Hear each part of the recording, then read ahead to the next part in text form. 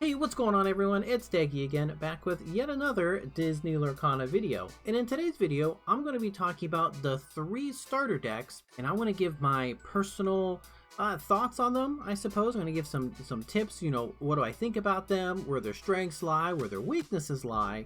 And I'm hoping to have this video made and edited right before Gen Con comes out. So if anyone's going to Gen Con and participating in the Gen Con starter deck tournaments, probably at least one. I think you can only do one. But either way, if you're going there, you play in a tournament, maybe you can check out this video and just see another person's, insight, on the starter decks, just to get some more knowledge, I suppose. I've played a few games. I know what's going on. So just looking at these, I feel like I can identify their strengths and weaknesses. So we're just going to go ahead and dive in. We got 3 different decks to talk about. There's not a lot, to talk about, really, but we'll just go ahead and dive in. So first up, we're going to talk about the Emerald and Ruby deck. That's the one that has like Aladdin and Corella on the front. It's really, really solid. I do like it. Its overall goal, I think, is trying to be like lore denial, because it does have cards like obviously Aladdin, Heroic Outlaw, but you only have 1 copy of him. And then also has like 3 copies of Rapunzel letting down her hair, who is that 6 cost uninkable. I actually do really like that card, but when she's played, your opponent loses 1 lore. And also we do have the 3 cost Aladdin, Street Rat, I believe, that when he's played, your opponent also loses 1 lore. In addition, this deck does have some pretty solid forms of removal. It does come with 3 Dragonfires, which is really, really good, and also 3 copies of Mother Knows Best. Now, Mother Knows Best isn't exactly a removal card, but it does get a card off the field for your opponent, meaning they would have to play that character again, so they do lose a little bit of like tempo. They're not getting lore, they're not challenging, etc, etc. This deck is pretty good. This deck is very, very solid. It has just a couple turn 1 characters though. There's only 5 of them in the deck, and that's 3 Sergeant Tibbs and 2 Duke of Wesseltons. You would have to, if you wanted to, you have to mulligan probably to get one of those if you're going first or something and you want to really set up your tempo. But I mean, if you are going first, you can probably skip your turn 1 drop, because this deck actually has a whole lot of turn 2 characters and some really good turn 2 characters too. Donald Duck is actually very, very solid to play on your 2nd turn, because he is able to challenge effectively and quest pretty safely. The only early game character that would really threaten him is Captain Hook Forceful Duelist, which the Sapphire and Steel deck might have. But outside of that, you're going to get a couple quests in, you're going to get a couple challenges in out of him, so that's really solid. And of course, the Cruella de Vil is a very, very good turn 2 play. Your opponent isn't going to want to challenge her, because they're just going to lose one of their early game characters, which means they're going to lose their presence on the board while you just return one of their characters to their hand. So real good tempo there. We do have the green, the Emerald Aladdin with Ward. That's okay, right? He's a solid turn 2 play. He can't be targeted by Fire the Cannons, which Sapphire Steel deck might have. So, that's pretty good. Something to consider as well. And it also runs like 3 copies of Megara. And while Megara is a 2 cost character, I don't think she should be played on your 2nd turn, even to buff like one of your turn 1 plays.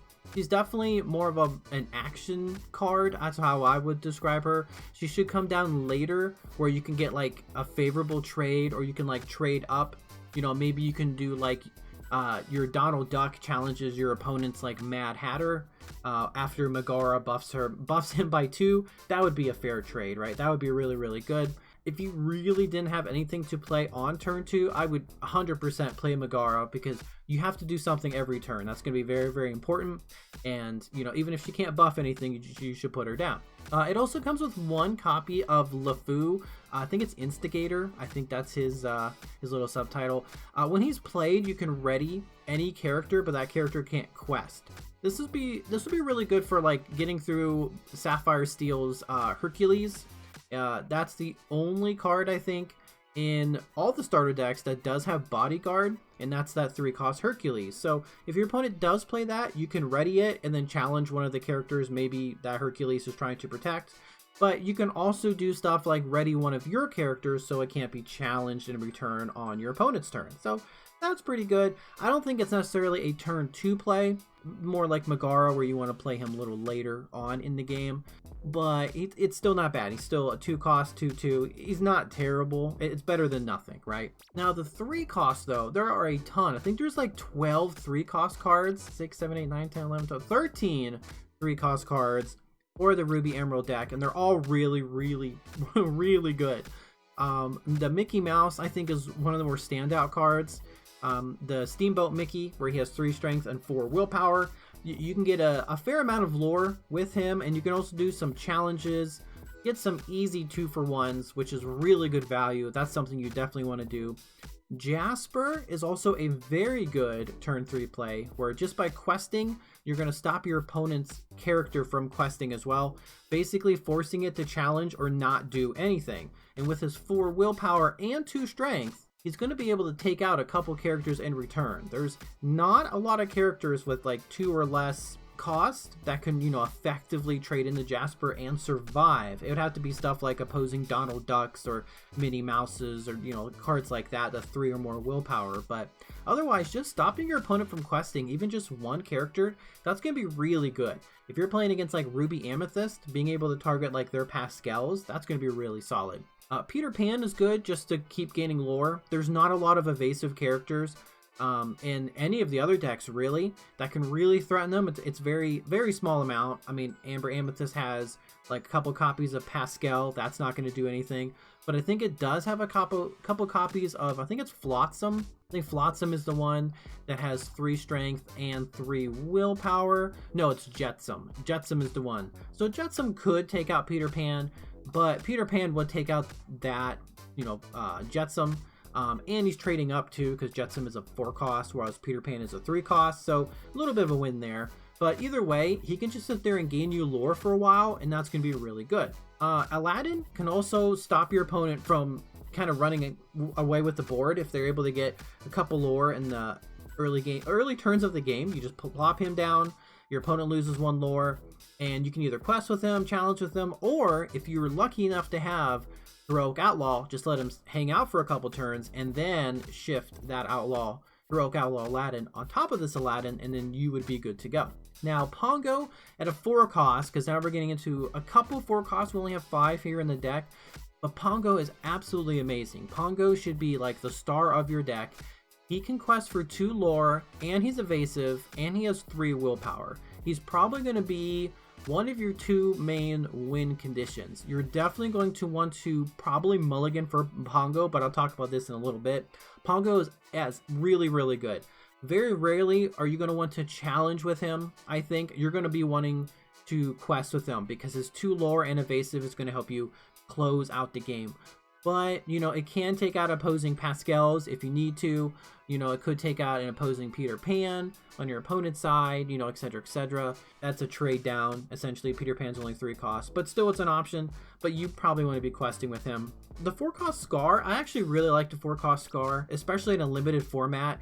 He's definitely a powerhouse. He's going to 1-for-1 something. He can definitely trade up. There's not a lot of characters that can survive by a 5 strength attack from a 4 cost character. You're probably going to lose him, in the challenge, but that's going to be totally fine. That's especially if you're trading up like your opponent's Rapunzels, for example, being able to take that out. Maybe you're taking out like your opponent's Sapphire Scars. You're taking out your opponent's 5 cost Simbas. That stuff's going to be pretty good. So I think he's just really good, like a 1-turn removal essentially. The ink does need to dry, but he's still really solid. You can still quest with them and kind of have your opponent like challenge into him. They would have to do something with 3 or more strength to take him out. So that's still a 1-for-1 trade. And if you're lucky, you could 2-for-1 if you hit something with like 2 strength. But he's also really good at taking out opponents' Mad Hatters in the mirror match. He can take those out in 1 hit, so your opponent only draws 1 card. Now, speaking of Mad Hatter is also one of your other win conditions in this deck. At a 5 cost Inkable, he can quest for 3 lore, and whenever he's challenged, you can draw a card. outside of some direct removal, and there's really not a lot. If you're in the mirror match, you have to watch out for your opponent's Dragonfires and say Mother Knows Best. And if you're playing against like Steel and Sapphire, they could have Smash and fire the cannons. But if you're playing Amber Amethyst, they don't have any way to deal with it. You can just quest with him freely, but you gotta be careful against, you know, the mirror match and against Steel Sapphire. But either way, just being able to quest for 3 lore and with the possibility that he can replace himself, that makes this a very, very good card. I think him combined with Pongo are your win conditions. You're going to want to get these cards out on turn 5 and on, you know, turn 4 and just quest and then keep control of the board and win the game that way. You know, between the two of them, you only have to quest for like 4 times because that's 5 lore between the two, and you know, 5 times 4 is 20. You also get a couple copies of Captain. Captain is an inkable 5 cost that has 6 strength and 5 willpower. He only quests for 1 lore, but he's a very good challenger, and with his 5 willpower, he's going to be very difficult to take down. So you could just freely quest with him and have your opponent deal with it, or you can just use him offensively and just keep challenging your opponent's units that they're questing with, and while you quest with your other characters to keep them safe. So either way, you know, it's not bad. I think he's more of an inkable target. Like if I had him in hand, I'd be like, okay, I'm just going to ink him, because at 6 cost, well, I mean at 5 cost, I'd rather play Mad Hatter, but you know, if I'm just holding Captain and no other 5 cost, I would play Captain. At 6 costs, we got 4 characters. We have 3 Rapunzels and 1 Stitch. Now, the 3 Rapunzels we did talk about, uninkable, but she has 5 strength, 4 willpower, can quest for 2 lore, and when you play her, your opponent loses 1 lore. That's pretty good. That can help keep you in the game. You can do some key challenges if you need to, or you can just quest for 2 lore, which is going to be really good. So it's like a 3 lore swing. That's really, really solid. Now, the Stitch, though, Stitch is inkable.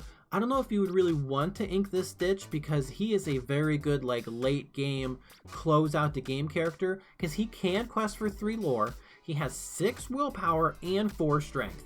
He's gonna be very difficult to take down.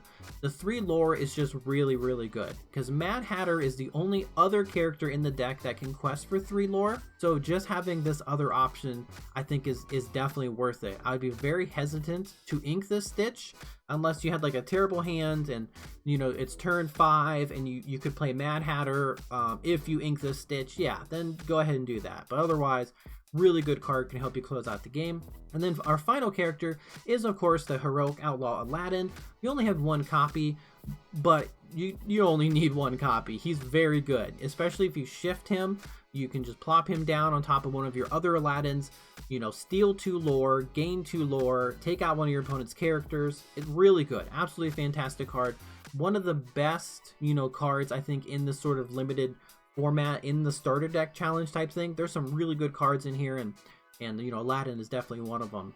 Now, if we move on to say some of our actions, Stampede is actually pretty solid. If you're doing some trades for only 1 ink, you can deal 2 damage to a damaged character and take them out. Really good. I think it's really good in limited. Vicious Betrayal, I think, is okay. It combined with something like Heroic Outlaw Aladdin, I think it's going to be a little better. So that way, Aladdin can challenge into characters with like, you know, 6 or 7 or so willpower, mostly 6, you know, opposing Stitches, maybe like opposing Simbas or Maleficents, you know, cards like that. Otherwise, I think it's just mostly ink. You're not really going to get that +3 too much. There's like 1 or maybe 2 characters in the deck that are evil. Actually, it might just be 1. So your Duke of Wesselton can maybe get like 5 strength, which, you know, it's solid. That might not happen all the time, but it might happen. Otherwise, this might just be an ink. We also have, he's got a sword, same principle. You know, you can buff like your Aladdin to give him a little bit more strength to get that key challenge off, but otherwise it's probably more of an ink card. I mean, it's very situational. If you can trade up, if that's something you need to do, yeah, you can absolutely use this card, but otherwise it's probably ink. Now, Steal from the Rich is a very interesting card. It's not inkable, and being at 5 cost, it is rough, but if you can quest with say like 3 or so characters and then play this card, you know, at the same time before you do that, that might keep you in the game. You know, that could be very handy, like have your opponent lose like 3 4 lore, even depending on how many characters you have. It's not bad, it's not terrible. I mean, if I had it in my starting hand, I'd probably mulligan it away. If I end up drawing it later, that's awesome, right? But it's not something I'm going to look out for. I think it's just okay, and I think if you do have it and you're able to play it, you should. Because, you know, having your opponent lose lore is never a bad thing. I just don't see it being like that impactful. It's not something you should look out for, I suppose. You shouldn't mulligan for it. Now, what you should mulligan for is maybe Dragonfire. You have 3 copies of Dragonfire and 3 copies of Mother Knows Best. Having one of these cards probably in your starting hand is going to be really good. Now, if you have a couple 3-cost characters, or you have a 3-cost and then like a 4-cost, Mother Knows Best can be really, really good. Because you can play your 3-cost character on turn 3, then on turn 4, you play your 4-cost character, and have your 3-cost character sing Mother Knows Best. So that way your opponent is now set back a turn, because whatever they just played on their turn 3 or their turn 4 has now just been picked up. So now you have more characters on the board, bit more tempo. Really solid. It is solid. Now, it's one of those, is this, you know, should I just play another character type of thing? If you have a character sing this, it's obviously much better. It can also be really good late game where, you know, the lore counts are really close. Your opponent only needs to quest, you know, a couple more times. You can target their high lore characters, you know, their Pongos or something, Mad Hatters, Simbas, Maleficents, whatever. Have them pick them up. That way it sets them back a turn, and that gives you maybe a couple turns to quest and maybe seal out the game that way. And of course, Dragonfire is the only card in all the starter decks that's solid removal. You just say, hey, that character's off the field. Only uncommon, 3 copies of it. I think having one of these is going to be very good in your hand, especially when you start the game. Turn 5 isn't terrible. I mean, you could draw into it if you want to, but I do think being able to control the board is going to be very, very important. And between these 6 cards, I think you're going to need at least one of them. Mother Knows Best is probably better, you know, because it's a song, but there's nothing wrong with Dragonfire, especially if your opponent drops like a turn 4 Mad Hatter, or turn 5 Mad Hatter, or a turn 5, you know, Maleficent, who can quest for 3 lore. Being able to Dragonfire that, I think, is very impactful. And then we have a couple items. They're not too impactful. It's just the Shield of Virtue and Stolen Scimitar. You know, again, they're okay. So Shield of Virtue is kind of like Fan of Flames and, you know, LeFou, where you just kind of ready a chosen character. That can get through Bodyguard, but it can also protect your characters too. So you could quest with something like a Stitch, and if you're afraid your opponent might challenge into it and get rid of him, you can then just ready him with Shield of Virtue, so that way he's safe. Also, you can kind of use it with, say, Aladdin as well, Heroic Outlaw Aladdin, where he can challenge and banish something, and then you just kind of ready him up, so that way your opponent can't challenge into him again, and get rid of him without any consequence. Because now then you can use him on your following turn to get that lore steal again, which is pretty handy. But, you know, otherwise I'd probably ink it. I don't think it's that impactful in a limited format. Same with the Stolen Scimitar. Now, Stolen Scimitar, though, I think is better than, say, Vicious Betrayal in this deck. I would ink Vicious Betrayal basically all the time, but a Stolen Scimitar might not be terrible. Just giving a character +1 strength whenever I need to can be very handy. And if it's an Aladdin, giving them a little bit more can be good. That can help you get some key trades in. Again, it can help Heroic Outlaw, you know, swing up. So that could be good. That's not terrible. You know, I might actually play one, but ink the other. You'd have to play. You'd have to see how it looks and stuff. But I don't think it's terrible. I think it's going to help you reach, you know, higher willpower characters and help to get some key challenges off. If I'm playing this deck, you know, what am I looking out for? Now, as far as mulligan goes, if you're going first, you probably don't exactly need to have a turn 1 play. There's not a lot. I think this deck really shines with, say, turn 3 onward. So the turn 3 characters are obviously going to be very, very good. I would try to mulligan for Heroic Outlaw Aladdin. That's one thing. If you have him in your hand, don't mulligan him away. You're gonna want to keep him. So you're gonna want him and one Aladdin. I definitely would be looking for a Pongo and or a Mad Hatter as well. I know Mad Hatter comes out a turn later, but he is very, very good. With no other card draw, it's possible that you might not even see some of these cards. So if your starting hand contains some of your win conditions, you know, which is Mad Hatter or Pongo or Aladdin Heroic Outlaw, I would 100% keep those cards. You're going to want to play something in the early turns as well. It is a bit less important against, say, Sapphire and Steel than it is against Amber and Amethyst, but you still need to have some stuff on the field. I would definitely have a solid 3-drop, and ideally Pongo as well, Pongo or Mad Hatter. If you can get a 2-drop character, that's great. A 1-drop character, I mean, if your starting hand does contain a 1-drop character, yeah, I would keep him. Try to, you know, get a 1, 2, 3, 4 character, but I wouldn't focus too much on the 1-drop, especially if you're going first. I would, you know, maybe focus more on a 2, 3, 4 drop, and maybe try to have, you know, some form of removal like Dragonfire or Mother Knows Best, and then anything else you can ink, because I think if you can play a Pongo, you can play a Mad Hatter, I think you're in good shape. And if you can sing a Mother Knows Best, I think that's very, very solid as well. You know, I would be looking for a couple characters I can play in the early game, especially very impactful characters, maybe Cruella de Vil, maybe Donald Duck, you know, who can help control the field, and then try to ramp up to say like Jasper, Mickey Mouse, even like Pongo. That would be really good.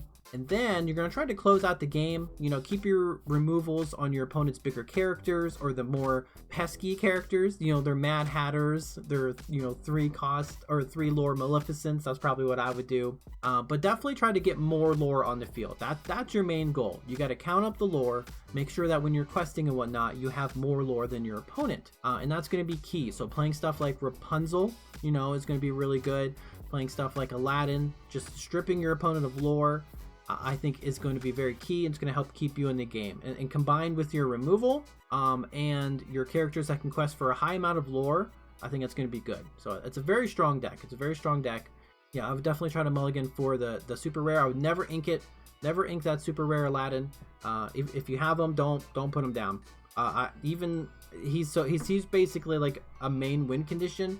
Being able to shift him out is just fantastic. Yeah, you don't want to ink him. He's super good. But it's a very strong deck. This one's very good. Again, if you get picked this one, you know, this one's handed to you, I would definitely look for your Pongos and Mad Hatters when you're playing this deck. If you get your pack, you know, Pongo is a common, and you know, Mad Hatter is uncommon, so those could be easy to, you know, to add in here. I can't really help, you know, it's like, what would you get? I mean, basically any red or green card is probably going to be good. I would probably try to get some inkables, you know, take out Steal from the Rich. I don't think I'd run Steal from the Rich. I don't think I'd run Shield of Virtue either. So if you happen to get like 2 or 3, you know, Emerald and Ruby cards or something, I would probably take out, you know, some of those cards and replace them. Ideally, you just want to, if you get extra copies of cards in your booster pack, just add them in here. You know, you get an extra copy of Captain, throw them in there. Your rare happen to be like Stitch, throw them in here. You know, extra copies are good. If you get any 1-drop cards, you know, if you get Minnie Mouse, the 1-drop Minnie Mouse, throw them in, right? Another Duke, throw them in. Whatever you get, right? Extra copies, throw them in, especially inkables, because I think this deck has the highest amount of uninkables at 12, which isn't terrible, but it could become an issue if you have like a bad hand, right? Or you draw into bad cards. So, all right, next up, let's talk about the Steel and Sapphire deck. Now, this deck is more of a ramp-based strategy. It has 7 different ramp cards, and what that means is by ramping, you're putting extra ink into play so that you can play bigger characters, ideally before your opponent, and seal out the game that way. Now, to start, it has a lot of 1-drop characters. It has 7 of them, whereas Ruby and Emerald only had 5. You get 2 copies of Flounder, 3 Captain Hook Forceful Duelists, and 2 copies of Goons. Ideally, you probably want to have a turn 1 Captain Hook, because that is just very menacing. But the problem is then if you're in a mirror match and your opponent plays like a turn 1 Flounder, I mean, they can just quest with Flounder, and it's like, do you want to trade your Captain Hook into that Flounder? So maybe Captain Hook might be better later on, but either way, he's still a really scary turn 1 play, and he can definitely take out like all turn 2 characters. So you probably want to have a turn 1 play, and that's going to be one of these characters. On our 2-cost characters, we have 7 of them as well. We have 2 Auroras, 2 Grandma Talas, and 2 Prince Erics. So either of these would be good. Any of them would be good, right? Now, the Auroras can quest for 2 lore, but without being protected, she can be taken out by basically every single 1-drop character except for like Pascal. So if you're playing against Amber and Amethyst and your opponent plays like a turn 1 Pascal, you can just play this Aurora, you know, maybe get an extra quest off, get a bit, you know, more lore, which should be very handy. Otherwise, a lot of 1-cost characters are just going to run into her and take her out. Grandma Tala is really, really good. More inexperienced players might just challenge into her right away, If you don't need the ramp, right, you're the player, you have her. If you feel like you don't need that extra 1 ink right away, you can just quest with her, because more experienced players are going to realize, hey, I don't want to give my opponent more ink, but I also just can't let that, Grandma Tala go.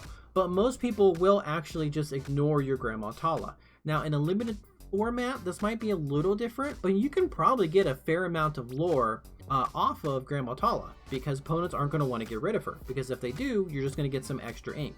Now, if you do need to do some challenging to get that extra ink, you can challenge her into a character, and then she goes to your ink well exerted. On your next turn, now you have 1 extra ink, and that might be enough if you ink something to play another character. So that's something to keep in mind. But again, if you don't need that extra ink right away, just quest with her and let your opponent deal with her. Prince Eric is obviously going to be an early game powerhouse, being able to probably easily 2 for 1, I guess, like basically every other character in the game. In this limited format, and that's going to be really solid. If he's your turn 2 play, there's nothing wrong with that. He can, take out one of your opponent's characters, and then ideally take out another one. It just depends on who's left on the board. Your opponent still might challenge into him after he challenges, but again, if your opponent is challenging, they're not questing, and if they're not questing, they're not winning, right? So that's some win there. Now at our 3 cost slot, 3 cost is pretty good. We have 3 Detective Mickey Mouses, 2 Hercules, and 2 Kristoffs. Now ideally in this type of deck you do want to play a turn 3 Mickey Mouse, but the other characters are really solid. Kristoff being able to quest for 2 lore is very good. Like, that's going to be your win condition. Your opponent's going to have to answer him or they're going to start losing, because him and actually Jasmine, I totally forgot about Jasmine as another 3 cost. The earliest characters in the game that can quest for 2 lore, and I don't think any of the other decks have a turn 3 character that can quest for 2 lore. Oh, actually the Amber Amethyst does have 3 copies of Mickey Mouse, so he could also quest for 2 lore, but this one has 4 copies between 2 Jasmines and 2 Kristoffs, whereas that deck only has the 3 copies, so you have a slightly better chance, and this could really set the pace for your opponent. Like, you only have to do this 10 times, and that's just with the 1 character. With other characters in play, you can really start to close out the game. Your opponent needs to answer this, but you could play a turn 2 Jasmine, or I'm sorry, a turn 3 Jasmine, and then a turn 3 Hercules to protect that Jasmine. You're gonna get a whole lot of lore, so that's something to consider. Ideally, I do think you do want to play the turn 3 Mickey Mouse to get that extra lore into play, because this deck does have a lot of 3 lore characters, so you can easily close the gap if your opponent is just sitting there questing. But it just depends on the board state, right? If your opponent has more characters in play, you could play something like Kristoff or, Hercules, or even Jasmine to do some challenging to help even the field. But if not, if they're having a slower start, yeah, throw down that Mickey Mouse. Let's build up our ink. Let's get to our bigger characters. For cost, we have about 6 characters here, 3 copies of Aurora, 3 copies of Maleficent. Aurora, Briar Rose, who can come down and take 2 strength, I guess, away from an opponent's character for a turn. That's going to be really good for challenging, right? She only quests for 1 lore herself, but she does have 5 willpower, so she is going to be gaining you a decent amount of lore, I think, if you're just going to sit here questing. But she can equally challenge into these early game characters and, hopefully take them out. Being able to -2 something can help your early game characters, even like Captain Hook or Prince Eric, challenge into other characters and survive, so that hopefully then they can challenge on their next turn and take out another character. Maleficent, though, I think is a slightly stronger 4-drop, especially in this format, because she has really solid stats, and she can quest for 2 lore. And again, we want to quest for lore to win the game. It's going to take a couple cards for your opponent to take out this Maleficent. So she's going to, at the very least, 2 for 1, right? She's going to 2 for 1, either, a removal and a character, 2 characters, 2 forms of removal, whatever that might be. Your opponent is going to take a couple cards, or they're going to ditch a couple cards, essentially, to take her out, and that's going to be good for you, right? That's going to be good.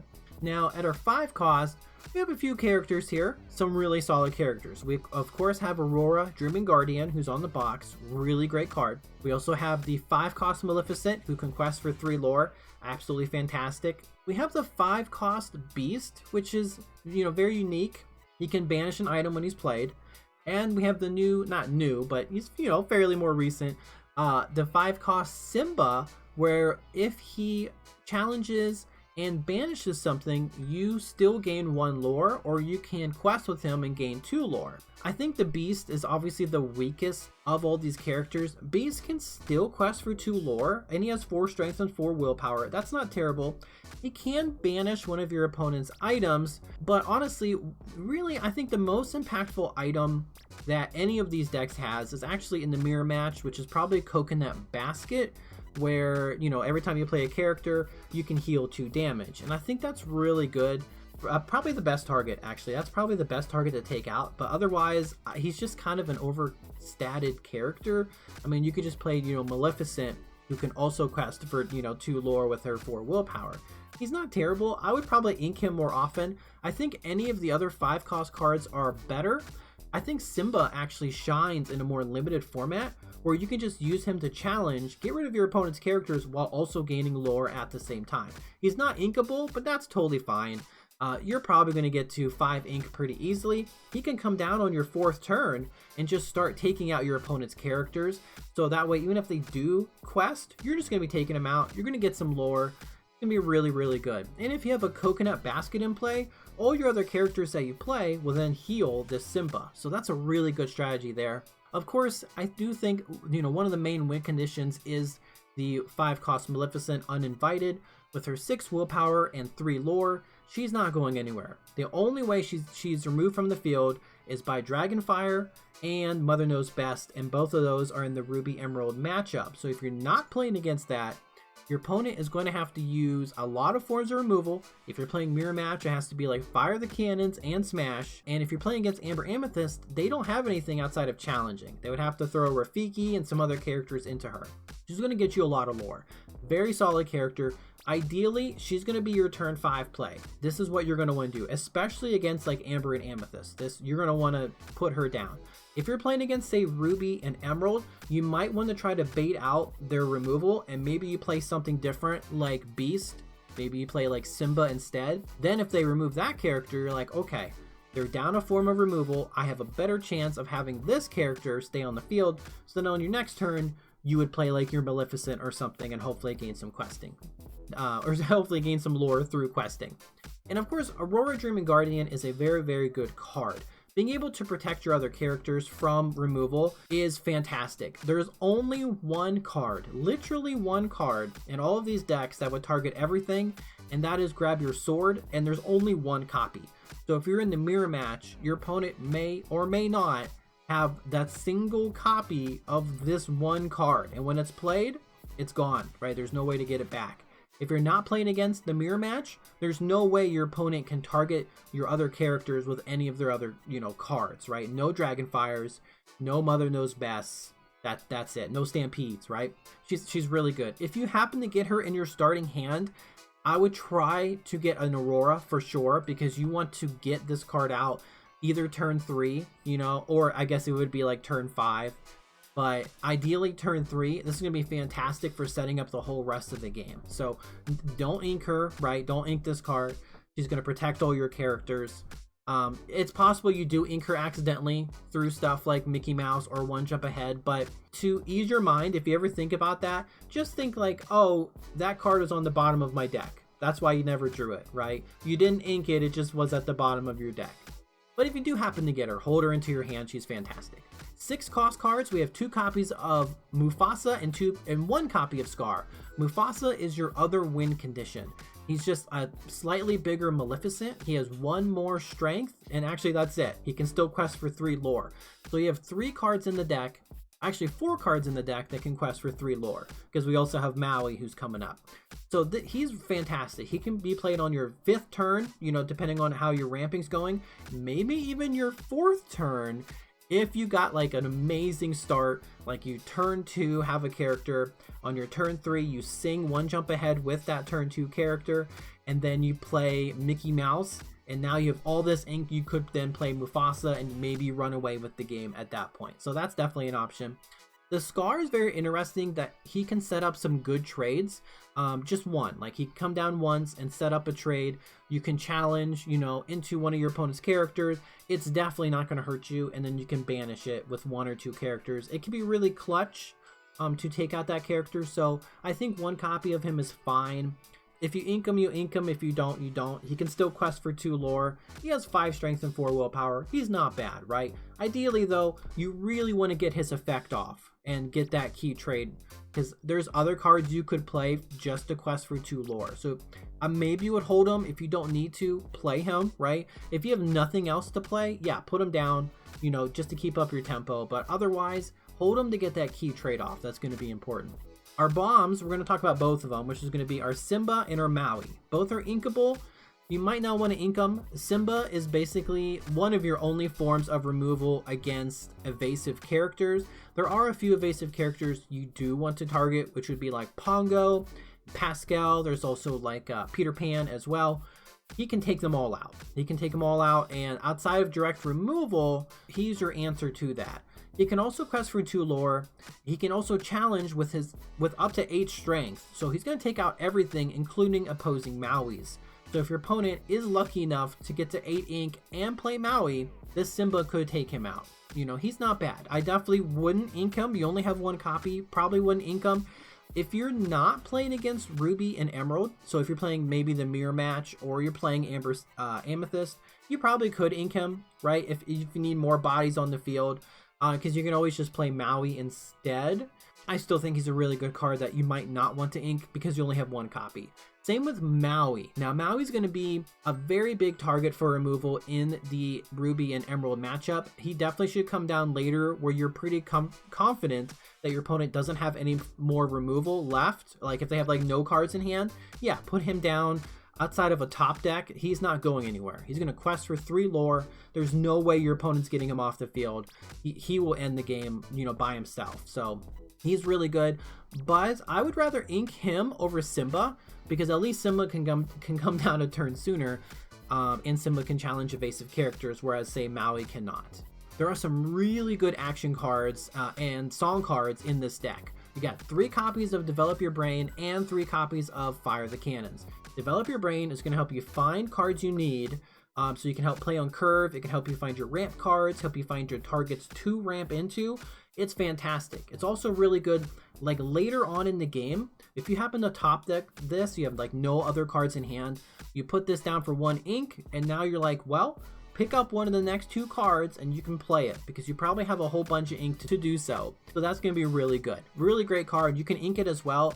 I probably would not ink this card because it's basically your only form of draw. So if you have these, try not to ink it. I mean, if you have to, you have to, but try not to ink Develop Your Brain. Fire the Cannons is going to be very, very good against Amber and Amethyst. So when you're playing against that matchup, I would definitely try to have at least 1 copy of this in your hand, especially to take out opponents, say Pascal's, because otherwise a Pascal is going to run away with the game and there's nothing you can do about it. It's uninkable. You probably don't want to have like more than 1 in your hands.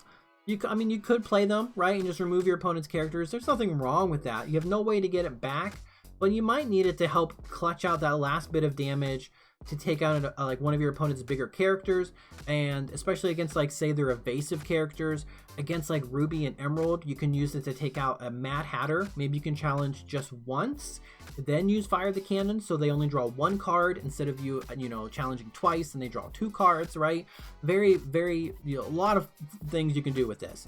Ideally though, you want to use it against targets that your opponent is going to get a lot of lore off of, like a Pascal that you can't challenge normally, and also B, to help finish off high, you know, impactful characters that maybe have taken damage, or, you know, it saves you from doing challenges, right? 3 copies is fantastic. Ideally, you do want to have 1, you know, fairly early into the game. Now, Ransack is okay. Ransack is okay. I don't like it in limited. I'd probably ink it like all the time, unless you have like a really terrible hand, or you really need to look for something, right? Maybe you really need that grab your sword or something.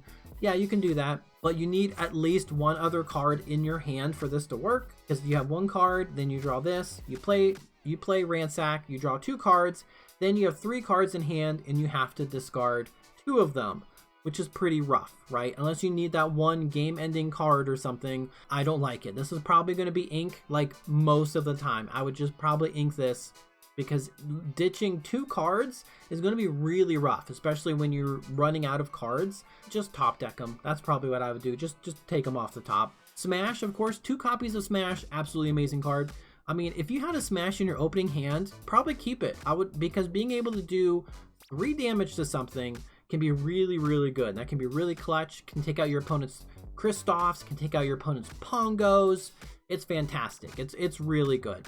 Yeah, it's not a character, right? I get it, it's not a character, but you know, if you can always ink it if you need to. You always just, you know, put it down there in ink, but you can also play it and take out so many characters. If you're in the Ruby Emerald matchup and you had it in a smash, if I drew a smash in that matchup, I'd keep it. You only have 2 copies in the whole deck.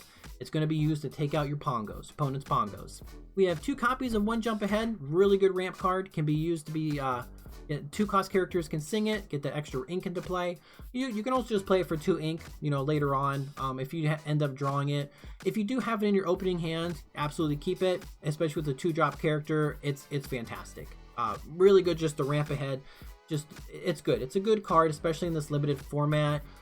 When comboed, like when sung, you know, it would feel bad to draw it later, but there's only 2 copies. So if you do get one, there's only 1 more in the deck. You might not see it. And speaking of 1 in the deck, we do have 1 copy of Grab Your Sword. Again, this is going to be one of those, if you have it in your opening hand, you probably want to keep it type of cards. Against Amber Amethyst, this can change the game. If you can play this at the right time, this will change the game. It's amazing. Being able to do 2 damage to all of your opponent's characters, probably wipe out quite a few of them, is going to set the tone in your favor. It's going to be fantastic. It's a great card, but there's only 1 copy. So either you get it early, like in your starting hand or whatnot, or you might not even see it. So again, if you happen to draw it, I would keep it in your hand. Now we have 3 items. We have the Magic Golden Flower, Coconut Basket, and Frying Pan. I do like Frying Pan in the limited setting where you can just discard it and now one of your opponent's characters can't challenge. In that regard, you can quest with, you know, Maleficent or Mufasa or something, and then challenge or use Frying Pan on one of your opponent's characters, and now they can't challenge it. And with what they have on board, they might not have enough strength to take out that character, which would let you do a second challenge on your following turn. So not too bad. I do like it in this format. I think it's pretty good. Now the other 2 items definitely are more healing based. Coconut Basket is better than you know, obviously the flower. I would probably ink all these cards except for 1 copy of Coconut Basket, because you really only need 1, in my opinion, unless, like, you know, you're top decking and you happen to draw a Magic Golden Flower. Yeah, go ahead and plop it down and then just discard it and heal one of your characters. You can do that. There's nothing wrong with that. But like early game, that's 3 damage. I don't think anything is going to have 3 damage on it. It's probably going to be banished at that point. So I'd probably ink it, right? The first Coconut Basket I get, I would put down, but otherwise I'm just going to ink the rest. So, you know, when I'm mulliganing, when you're playing this deck, what are you going to be looking for? Ideally, 1 form of ramp, right? And that's going to be either Grandma Tala, Mickey Mouse, or One Jump Ahead. If you happen to get One Jump Ahead, you want to have a 2-cost character. If you have a 2-cost character and One Jump Ahead, fantastic. You're in a good position, especially if that 2-cost character is Grandma Tala. Now we're cooking, okay? We have our 1 form of removal. I'm sorry, we have our 1 form of ramp, you know, which is going to be whatever. But now we need something to ramp into, and I think that's very important, because like in decks like this, people are like, I need to have my whole hand of ramp. What are you ramping into? We have like no draw in this deck. So in your starting hand, you're going to want to have a really good target, right? Couple Simbas, you know, even the 4-cost Maleficent can be something to ramp into, because you're just getting that extra ink into play. She comes down a turn sooner, you know, that's more lore for you. Ideally, it's going to be a 5 or more costed character. You're going to look for that Maleficent, that Simba, both Simbas, Mufasa. You know, you want a big character, at least one of them.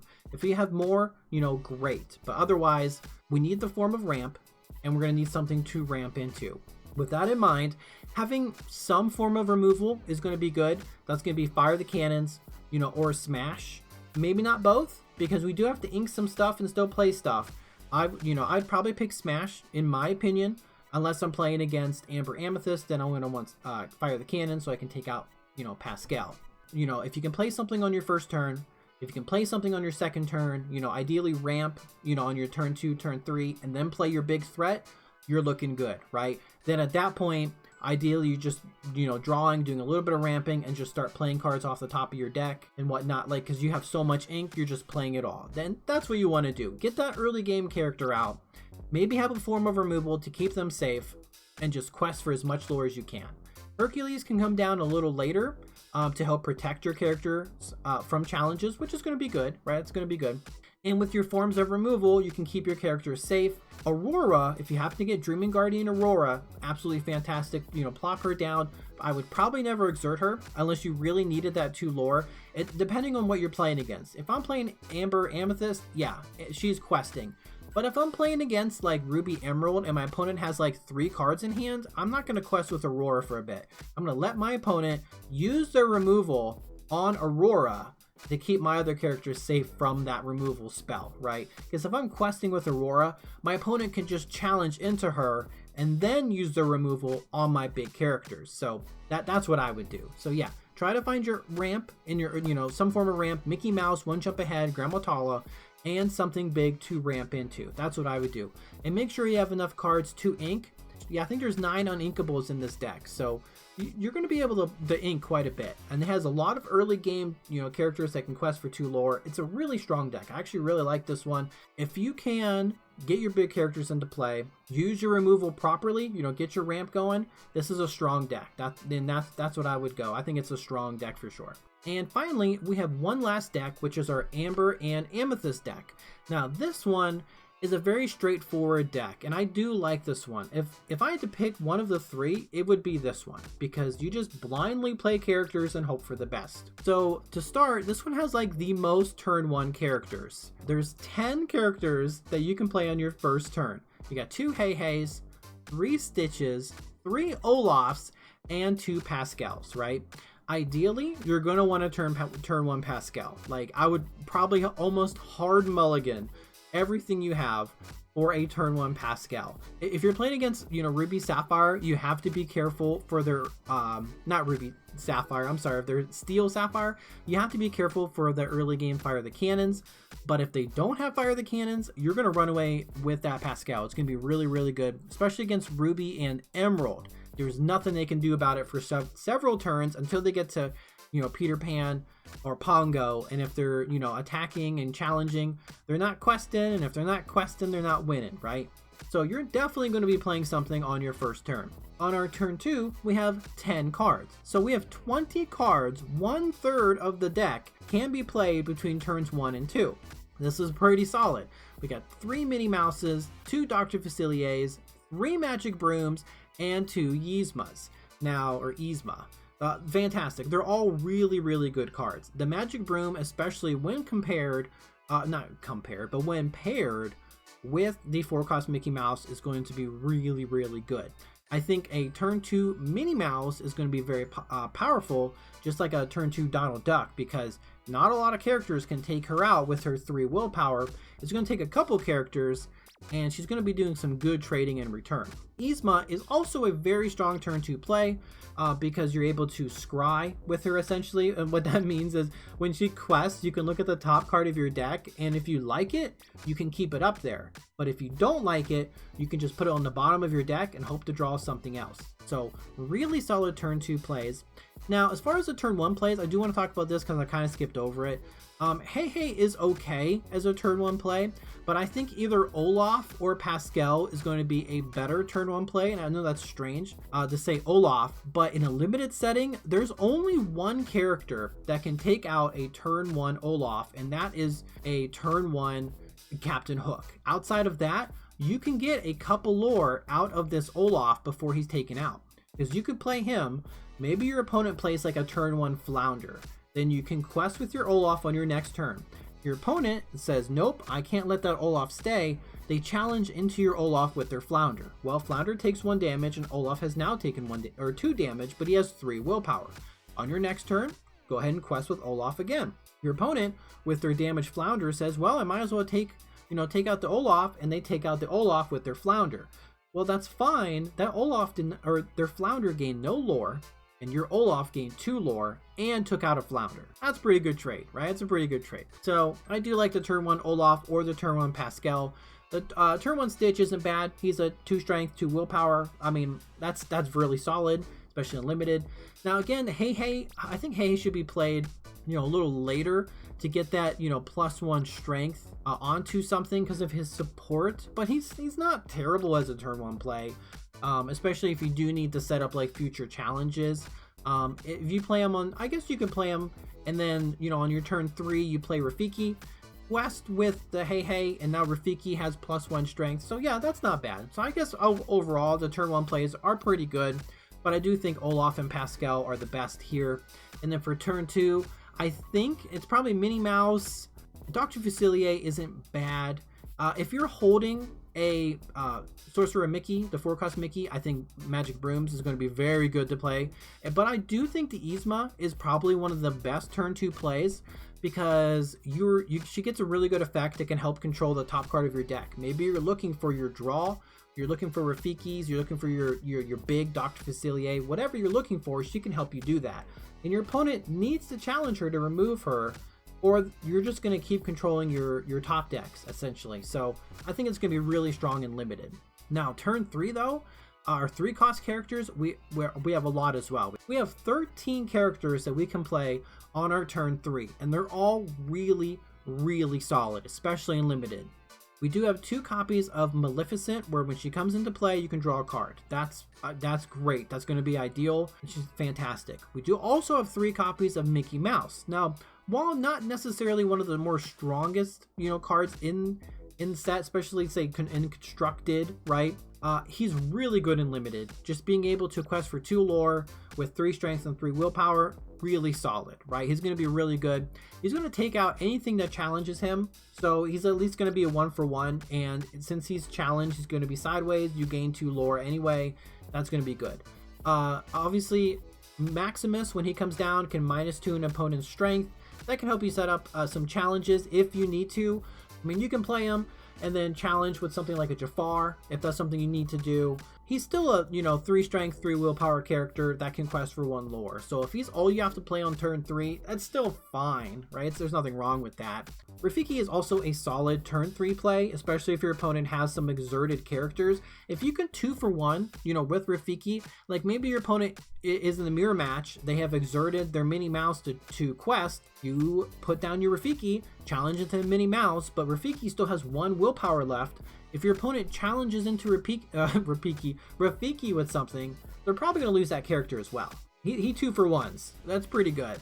Now the Wardrobe, which is your other turn 3 character, 3-cost character, really solid. I actually really like that there's 3 copies of the Wardrobe. I think she's going to be really strong in this limited format with her 3 strength and 4 willpower. You can just use her to like challenge and just help, you know, control your opponent's board. Yeah, they might quest with their characters, but they're going to lose them while your other characters are safely questing because there's nothing to challenge, you know, into them. Or you can just quest with her because with her 4 willpower, it's going to take a lot to take her down. Now, for our 4-cost cards, starting, we have 2 copies of Ariel on human legs. Now, she can't sing songs, but that's fine because we have plenty of characters that can sing songs. She also has 3 strength, 4 willpower, and can quest for 2 lore. So we want to be questing, we want to be winning. That's going to be really good, right? Just turn her sideways, get your lore, let your opponent deal with her. That's basically what you're going to do with her. And we also have a couple copies of Cinderella. While she has Singer 5, that doesn't really matter. We don't have any really high cost songs except for a couple copies of Hakuna Matata. She can quest for 2 lore with her 5 willpower. You can exert her to heal damage from your other princess characters, but you don't really have a lot in here for that to really matter. You're probably just going to be questing with her, and that's probably what I would do. We have 1 single copy of Hades, Lord of the Underworld, where when he's played, you can get a character back from your discard pile. That's going to be really good. It's one of those, you probably shouldn't wait to play him. I mean, you could, but because you really want to have like a tempo, which means you want to always be playing characters, if you have 1 or 2 characters in your discard pile at this point, you can go ahead and play him, get those characters back. That's totally fine. You now have a character in play, and you're going to have a character to play on your next turn, or even the current turn, depending on, you know, how much ink you have.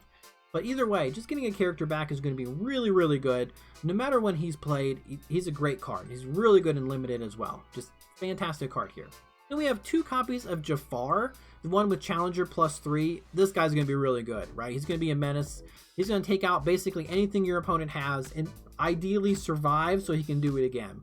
His 2 base strength is okay, so you could still quest with him.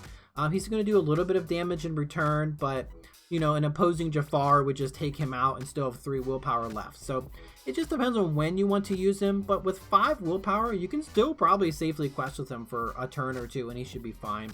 But he's inkable, you know, at the very least he's inkable, not bad. And we have 2 copies of Jetsam. We do have the Jetsam and Flotsam combo, and we have 2 copies of Jetsam and 1 copy of Flotsam. Jetsam is going to be super important in the Ruby and Emerald matchup because he can take out Pongo and survive. So if you are playing against Ruby Emerald, definitely try to get a Jetsam so you can do that key trade, because Pongo I think is a game-winning card in that deck and you want to take him out. And outside of Jetsam, you don't have any ways to do that. You just have to outpace them with lore, and that might be a little rough. And of course we have 1 copy of Mickey Mouse, who is, you know, on the starter. He's pretty good. If you happen to get Mickey Mouse and Magic Broom like in your starting hand, I think you're looking good. That's going to be really, really good. But if you don't, he's basically just another Ariel, and that's fine, I guess. I mean, you really do have to use him with the Magic Brooms, but he's still a 4-cost character that can quest for 2 lore. So I don't know if I necessarily like hold him back unless I had like 1 or 2 Magic Brooms and I was able to just kind of safely quest with those for a while. That's what I would do. But if I didn't have Magic Brooms, I mean, I'd still probably put them down and quest with them. Probably one of our more main win conditions, now we move to 5-cost cards, is we do have 1 copy of Moana, who can quest for 3 lore and ready up your other princess characters, but you might only have like 1 other princess character on the field, but that still might be enough. She can quest for 3 lore really early, and she has 6 willpower. She's a main win condition to help you close out the game. Very, very strong. I mean, if she's in your starting hand, if you happen to draw her, yeah, I would keep her. Absolutely keep her. Playing her on turn 5 is going to be really, really good. You would only really have to look out for Dragonfire on your opponent's turn, but if they play Dragonfire on her, you probably already have a ton of other characters in play, and they didn't play a character when they did that. So you still might be, you know, ahead. It just depends. But either way, she's still really good. And we have 1 copy of Flotsam. With his Rush, that can be really solid. He's slightly stronger than Rafiki, so he is really good at removal. He can, you know, take out something that has 3 or less willpower, and he can then quest for 2 lore. Your opponent's probably going to want to get rid of him after he challenges because, again, you can quest for 2 lore. But if they don't, he can then, well, quest for 2 lore, which is really solid, right? It's not bad. I think he's not bad. He's uninkable, so I mean, if you get him, you're kind of stuck with him for a bit, but he's not bad in a limited format for sure. Now we have 2 other characters left. We have 1 copy of Sven, and he's okay. He is inkable, but you know, playing him on turn 6 isn't terrible. He can do a lot of challenging, or he can get you lore very safely. With his 7 willpower, he's not going anywhere. There's like 2 characters in the limited format which can take him out, and both of them are in Ruby Sapphire, or not Ruby Sapphire, both of them are in Sapphire and Steel, and you might not even see them, so you could just quest with them for a while or do some challenging. He's not bad in limited for sure. I think he's pretty strong. He's probably going to be used for ink more than anything. And then of course we have Dr. Facilier, who is absolutely fantastic. He's 7 cost, he can shift for 5, and we do have a couple copies of Dr. Facilier, so he could come out on turn 5. Otherwise, he's meant to be played, you know, on your 7th turn if you happen to get to 7 ink.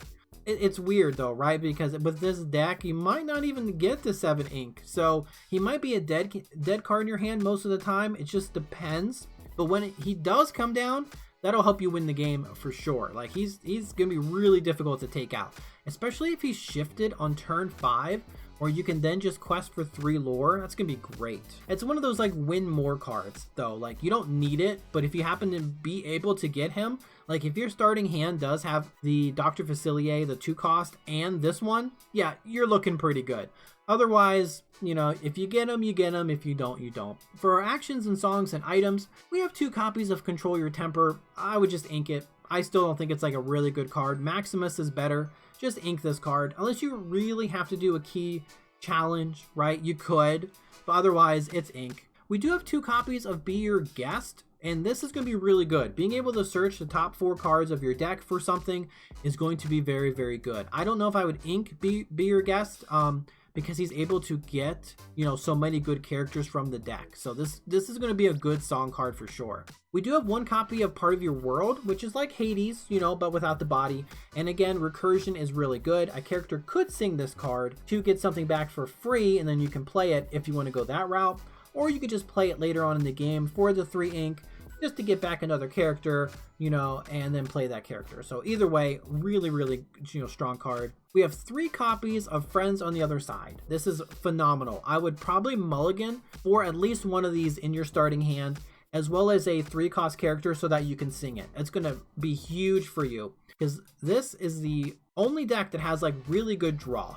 I mean, there's situational draw with the other decks, like Ruby and Emerald has Mad Hatter, and Steel and Sapphire has Develop Your Brain. So kind of, you know, those are conditional, but this is just a flat draw 2 cards, and you can do it for free if you sing with a 3-cost character. And this is why you'd almost want to play like a turn 3 Maximus, even if you have, you know, nothing else to play, just so he could sing this song on your next turn. Absolutely amazing card. It's going to be so good in this deck. It's just good and limited in general. We have 2 copies of Hakuna Matata. This one's probably not going to see a lot of play. It might, again, like Control Your Temper, you might find like the right moment to play this to keep your character safe. Otherwise, I would probably just ink it. And we have 3 copies of Dinglehopper. I think having 1 Dinglehopper in play is going to be fine, but I think the other ones you probably could ink. If you're feeling adventurous, you probably could put 2 in and heal 2 damage every turn, which, you know, can be annoying for your opponent, especially if they do something like grab your sword, and, you know, maybe trying to set up something for their next turn or something like that. You could just heal 2 damage off of one of your characters, but I think 1 damage is fine. I think just being able to do that every turn, you know, again, is fine. Everything else should be inked. So now when I'm playing this deck, you know, what I'm going to be looking for, ideally turn 1 Pascal, right? I want a turn 1 Pascal. But if I can't, right, you know, I would almost aggressively mulligan for a turn 1 Pascal, because he's going to be so good in this limited format. But with like 10 turn 1 characters and 10 turn 2 characters, you're going to find something to play. I would really focus on getting like a Friends on the Other Side with a 3-cost character. That will just help you draw more cards. I mean, ideally, it's going to be the 3-cost Maleficent. If not, it could be the Wardrobe, Rafiki. It doesn't matter, right? Just something that can sing this card for free. And then you're going to want to have, you know, characters to play for your first couple turns. So what I would look for is a turn 1, a turn 2, and a turn 3 character with a Friends on the Other Side in hand. So that's 4 out of your 7. So the other 3 cards are going to be primarily used for ink, if they're extra copies, you know, whatever. Some cards I wouldn't ink. I definitely wouldn't ink Moana. I think she's a game ender, and you're going to want to quest for that 3 lore. So I wouldn't ink her. But outside of that, I think for this deck, basically anything else is free game. You could just ink it. There's nothing else that is really important. And if it is really important, it's uninkable, right? So like Dr. Facilier, super great card, not inkable. Flotsam, great rusher, not inkable. And Rafiki, probably your only form of removal, who's also not inkable. And that's the problem with this deck, is there's no removal. There's nothing you can do to really stop your opponent's characters outside of challenging them. And the goal of this deck is just to play as many characters as possible. You do have to watch out for Sapphire and Steel's Grab Your Sword, but that's only 1 copy. And if they get it, they get it. If they don't, they don't. I would just pedal to the metal. That's what I would do. Just hope they don't get it. Get as much lore as you can, you know, play something every turn, you know, spam the board. I'd probably do that. That's, you know, I mean, unless it would really lose you the game, like you're like, oh, I would have nothing. Maybe not. But yeah, definitely don't be afraid of that 1 card that your opponent might have. So otherwise, just spam the board. And I think that's why this deck is really strong, because you're always going to have something to play. There's so many characters. You have really good draw. I mean, you have 5 cards in the deck, which will draw you a card, and 3 of those draw you 2 cards. So that's pretty good. You're definitely going to be able to find, you know, your good characters. Now, you're going to want to have, you know, Mickey Mouse. You're going to want him questing. You're going to want Moana questing. And you're going to want like Ariel and Cinderella questing. Those are your 2 lore, and those will help close the game out really quickly. You know, let your opponent deal with your characters. Let them challenge. You do the questing. you really only have to challenge if like you might be behind on lore, or if your opponent has some troublesome characters that you absolutely have to remove. I mean, Rafiki can 2-for-1, so when you get Rafiki, just kind of treat him as removal. And same with like Jetsam, or I'm sorry, with Flotsam, you know, use those cards for challenging. But everything else, really focus on questing. Just turn them sideways. You'd be surprised. You can gain a lot of lore, you know, really quickly. And that's, you know, that's really about it. You know, I didn't really talk about like suggestions, you know, for like Steel Sapphire, like, because I know everybody gets a booster pack. And honestly, just throw in like any really good, you know, Steel Sapphire cards that you happen to get. I would definitely take out Ransack. If you happen to get 2 or more cards you can fit into Steel Sapphire, definitely take out Ransack. It's not going to be worth it. Even if the other 2 cards are uninkable, in my opinion, I wouldn't run Ransack. It's not going to be worth it. If you happen to get like a Captain Hook, Captain of the Jolly Roger, throw him in. Absolutely. Get those Fire the Cannons back. That'd be really, really good. Basically, any other extra copies of cards you see, you know, from the deck, throw them in. But there's so many good Steel and Sapphire cards, you can just put them in. Maybe not Tinkerbell, the 3-cost Tinkerbell. You have some other really good turn 3 plays, and I don't think Tinkerbell is going to do a lot, so maybe don't put her in. But unless you want to use her for ink, which you could, but you know, she's still a character. So I guess if you take out Ransack and you only have like 2 things to put in, and one of them is Tinkerbell, yeah, go ahead and put Tinkerbell in. The Amber and Amethyst one for your booster pack, basically whatever, right? Just throw it in. I would probably take out Sven as one of the cards I would take out to help with consistency. And you know, as much as it hurts me to say, I would probably take out the 7-cost Dr. Facilier. I know that's crazy, but he costs so much ink. However, if you happen to get 1 or 2 copies of a Dr. Facilier, right, maybe even just 1, yeah, you probably do want to keep the big guy in. With only 2 shift targets, he's probably not going to get shifted. I mean, yeah, he's basically a game ender, but are you going to get the 7 ink? You might not get the 7 ink. This deck is, you know, this deck kind of caps out at 5, and I think that would be fine. So I would probably take him out. Control Your Temper, I would take out as well. You know, just any low cost Amber and Amethyst cards that you get, throw it in the deck. You know, throw it in the deck. I think that'd be good. Otherwise, it's solid, right? You just want to try to get as many cards in play as possible. But yeah, those are my, you know, tips and thoughts and whatnot about how I feel about the starter decks. In my personal opinion, I do think the Amber and Amethyst one is the strongest, only because it's the easiest to pilot, and I think we'll see more people win, you know, with this deck than the other ones. I also think then in second place would be the Emerald and Ruby. I think if you've been playing a lot and you understand the game, I think if you have the Emerald and Ruby, I think you're going to do really well, right? I think you're going to do this deck, when piloted by, you know, someone who knows what they're doing, I think it'd be really strong. But if it's your first time, you might not understand all the nuances and whatnot, so I think this one's more of like a second. It's still strong because of Pongo and Mad Hatter. I still think Amber and Amethyst is a bit stronger. I think Steel and Sapphire is okay.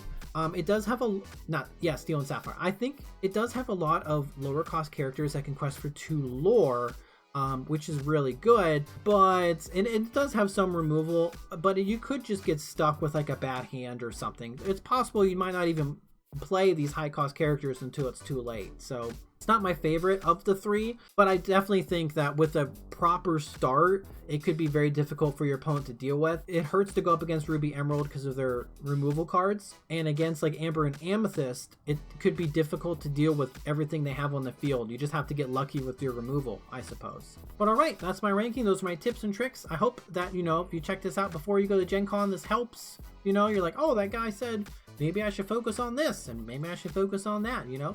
Well, then I hope I helps. I hope that helps. You know, let me know if it helps or not. But hey, thanks for watching. I appreciate it. You stay safe out there, make good decisions, and I will see you in the next one.